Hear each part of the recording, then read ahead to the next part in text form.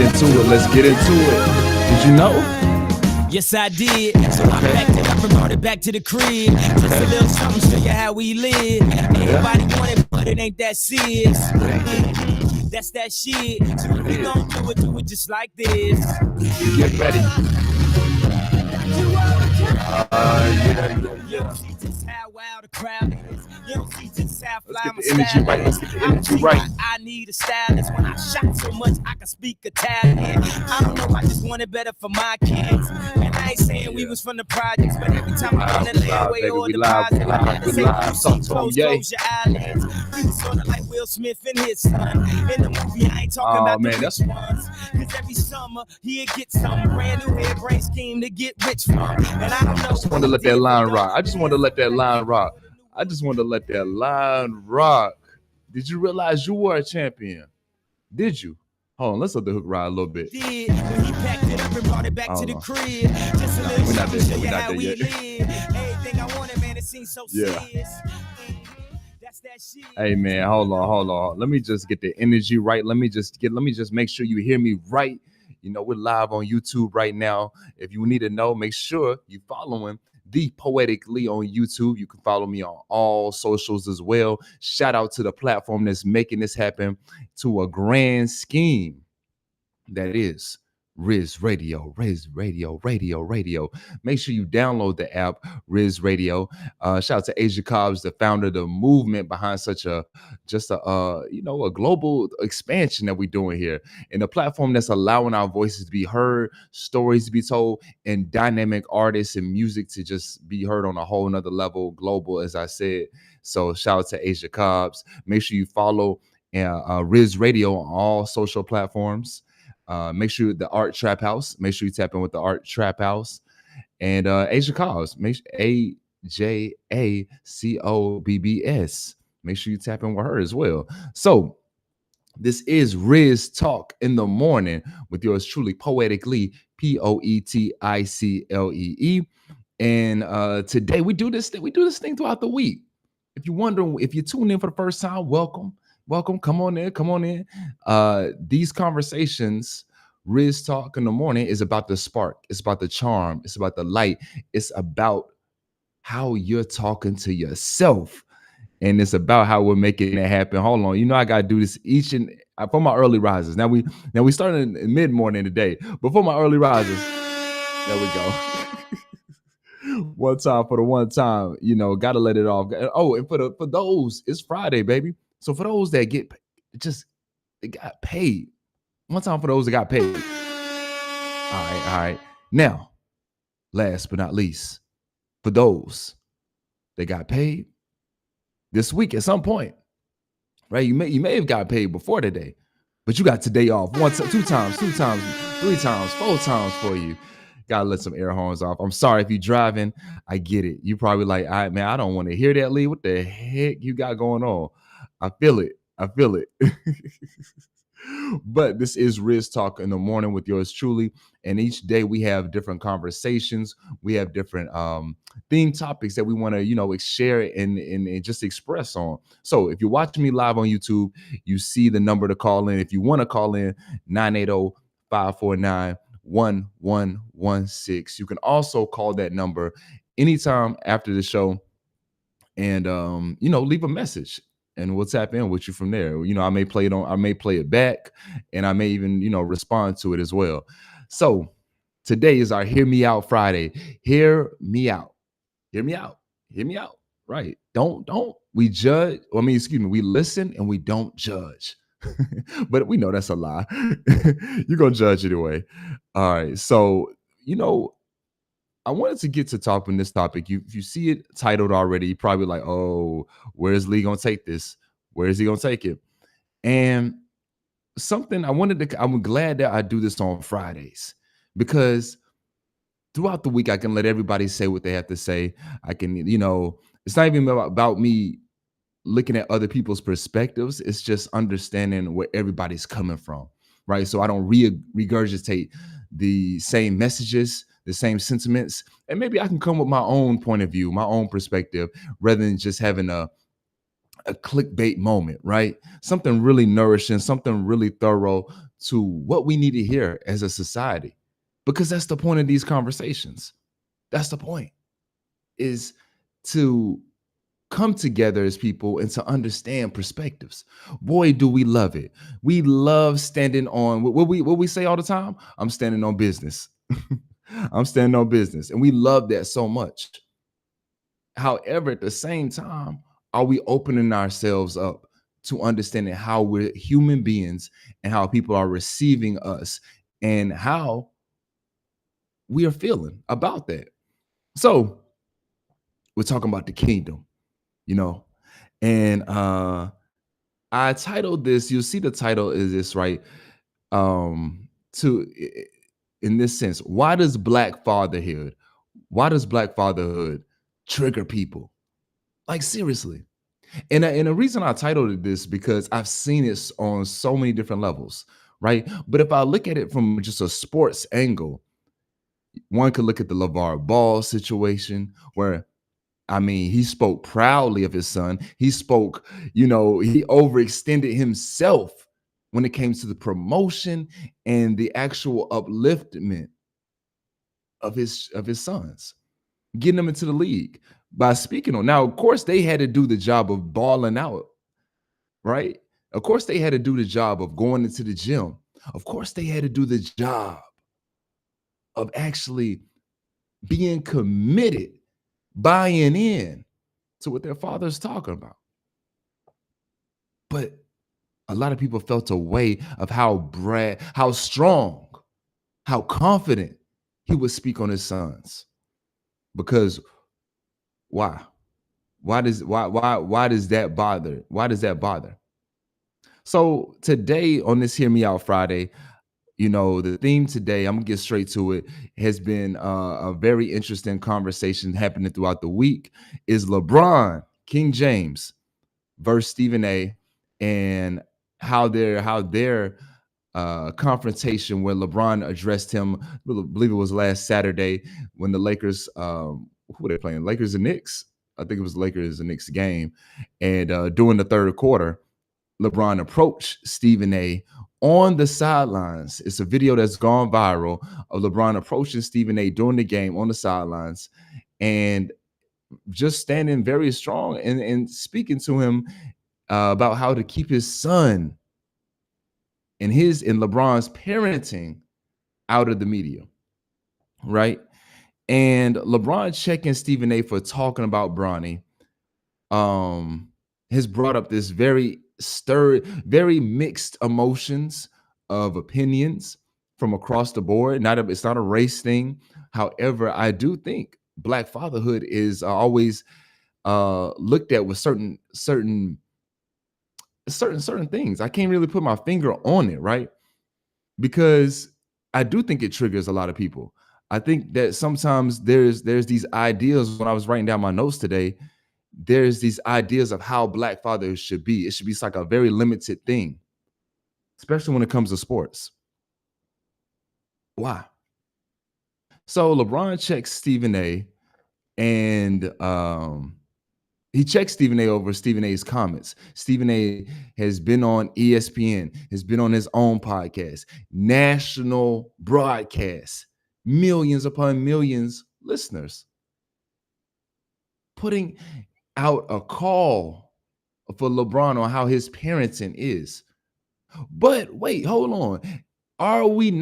Do we not want to see parents making the most opportunities for their children? Do we not want to see parents opening doors for their children?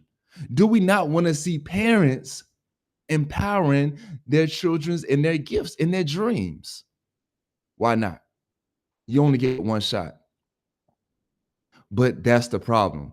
In America, the story of absent fathers in black neighborhoods and black communities seems to be so programmed and so just into the soil of who we are as people that to see a father show up for his children, it makes us feel away. Why?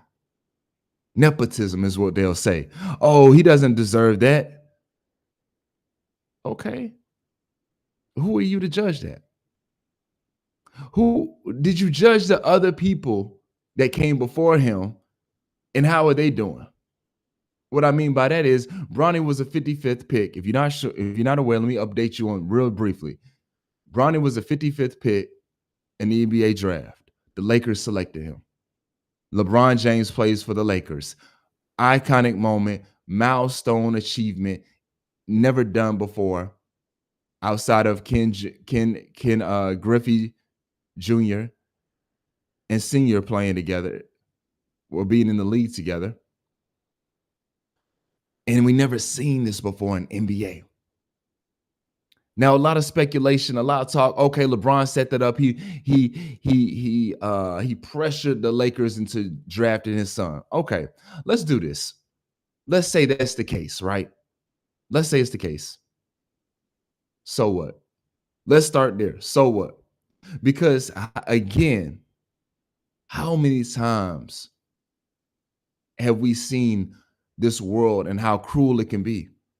How many times have we seen this world and seen how daunting and how much of a struggle it can be? Someone would say, "Man, that's a billionaire. What is kids got to struggle for?" That's not for you to judge. That's not for you to look at somebody else's success that LeBron put the work in for. Open his door, generational opportunities for his own family. But you feel like he should be humble.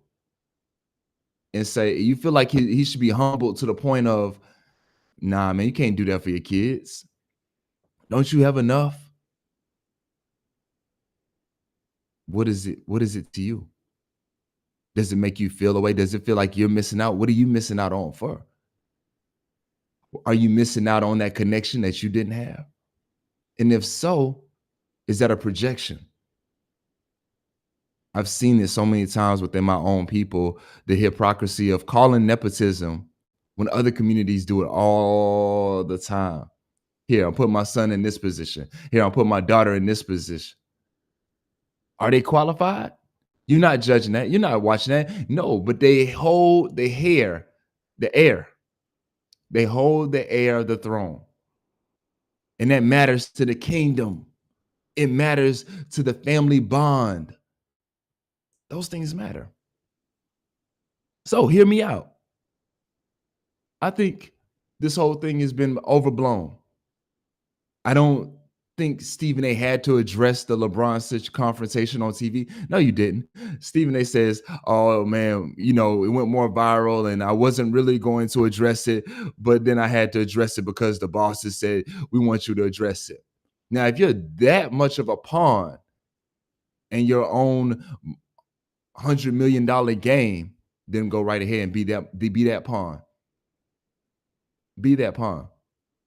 But if you're a real father, if you're a real black man, Stephen A, then you understand how he's confronting you, and you understand how that stays between y'all. LeBron ain't out here talking about what he had to say to you. He addressed you the same way that you get to talk publicly on your platform. He gets to see you when he sees you. Maybe people don't really understand what on site means. Every father. I mean, I ain't gonna say every father, but the good ones, the good fathers. Yeah, they want to protect their son from unnecessary critics. But why does the media feel so entitled to speak on this when they don't ever speak on a 55th pick before? We know why. Yeah, because it's LeBron James' son. So the same way you feel entitled to speak on his son, he has a right to check you in person. He has a right to let you know how you are using his family for your beneficial gain. Not his gain.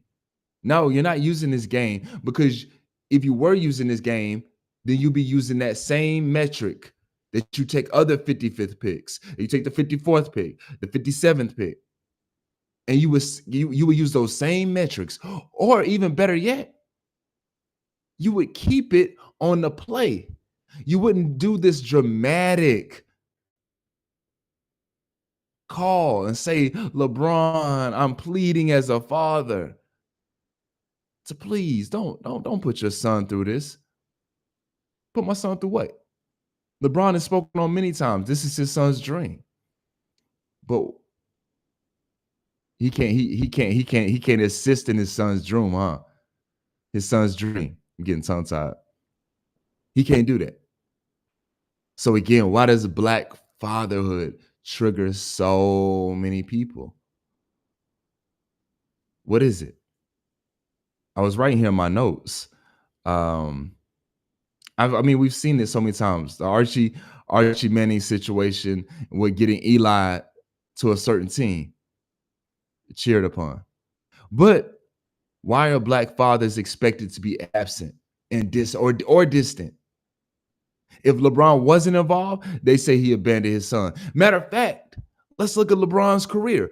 From 18 years old, you could say a little bit earlier than that, but in the league, he's been playing throughout the year. Greatness. Do people know do people even know what greatness takes? That takes sometimes family sacrifice. It takes being away from your family. It takes missing on those moments. Now, sure, he's in the position where he may have had Bronny with him. We've seen him at the games. But now, at the tail end of my career, you telling me I get to cherish this and enjoy this with my father? Enjoy this with my son? Bro, let me tell you, as an artist, I tell my dad all the time. I tell my pops all the time. It would mean the world for me, to see us playing together on stage.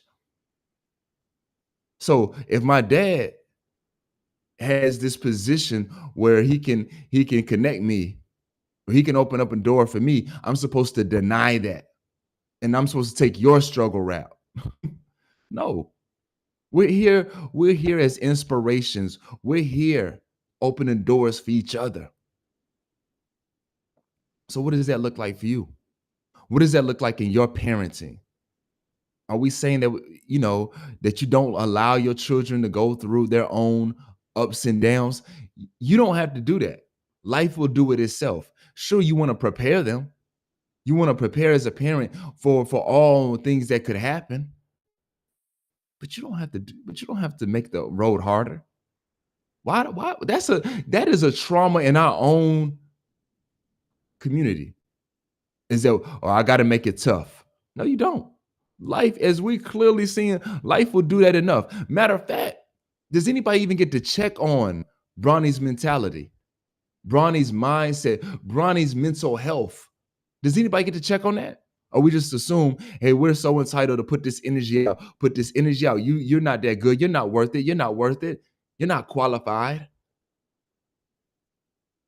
But you get to talk. Who's pulling up at your job? Who's pulling up at your apartment? Who's pulling up at your home? Who's pulling up at your school and saying, nah, you're not doing it. You're not doing it to you like your parents did it. We love so much to criticize those that we feel like have it easier rather than being inspired, not knowing what they may already have on their plate. You still got to do the work. Bronny still has to do the work. Bronny still has to go in there hoop. And as you just look at it, maybe y'all forgot, but he had a heart situation a year ago that you don't guarantee. I've seen young hoopers pass, death, transition because of these heart issues. Who guarantees that he gets to stay alive? And I want to play with my son? Come on, man. Y'all are crazy. What's going on, man? But since he's too involved in his life, in his career, he's controlling. Damned if you do, damned if you don't. So that's why, LeBron, you protect the kingdom. You hold it down. Just like you've done in your career, you don't let these outsiders infiltrate your mentality. That's what's made you great. Now we're about to see you not only be a great player, a GOAT of a player, we're about to see you be a great father, a greater father. Yeah, that's what we're seeing. Once again, you're listening to Rizz Talk in the Morning.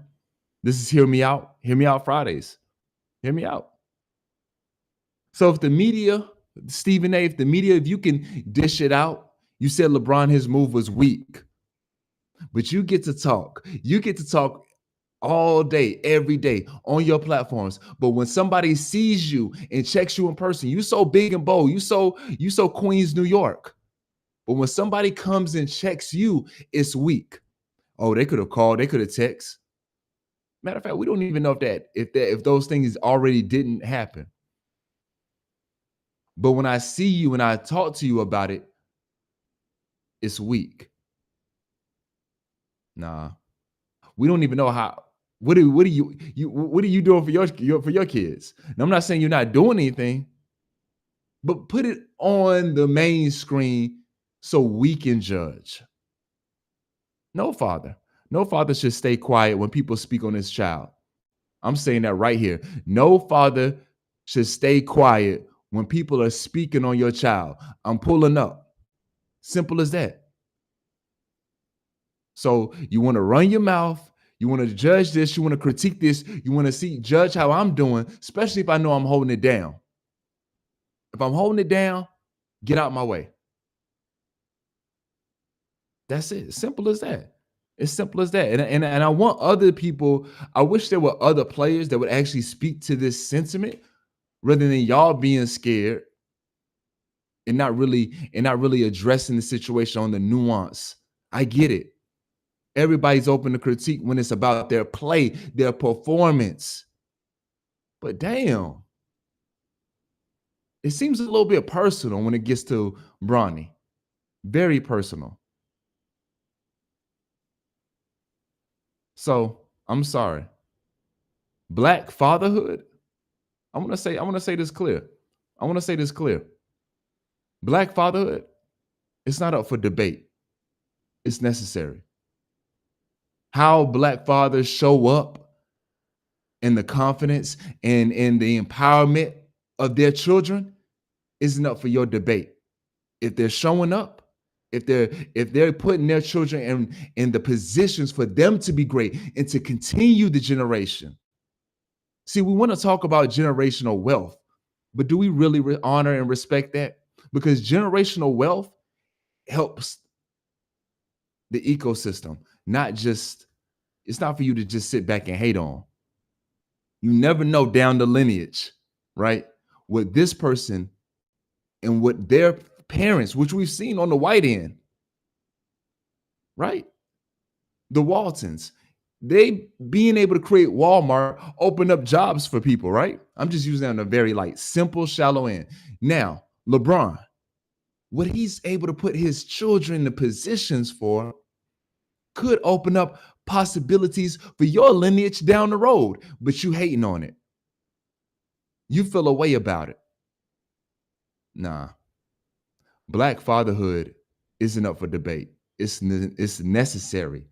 And we're going to speak on it with the responsibility and the knowing that it's here for our uplifting. Simple as that. So, if you got thoughts, call in 980-549-1116. This has been Rizz Talk in the Morning. Hear Me Out Fridays with yours truly, Poeticlee, Poeticlee. I hope this message rings hope for Black fathers. Don't let this outside noise get in your head. Do what you got to do for your kids, man. Don't let the trauma of letting people go through the struggle have to live on and carry on. Do what you got to do for your kids and the best for them. Simple as that, man. So next time, we out. See you Monday.